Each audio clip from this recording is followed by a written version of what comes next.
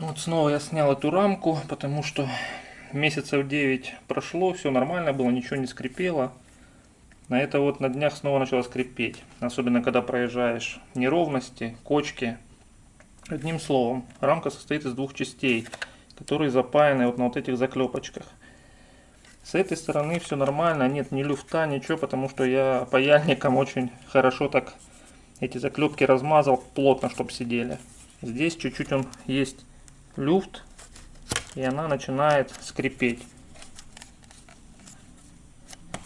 Сейчас, если получится, потому что не всегда оно на кочках отлично слышно.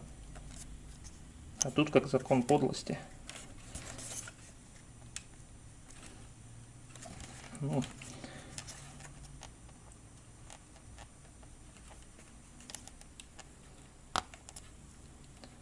когда по неровностям оно так играет сильно, что сейчас буду снова что-то думать, потому что я проклеил шумкой все, антискрипом. Ну, оно иногда слышно прям сильно. Так что, может, кому-то тоже будет полезно.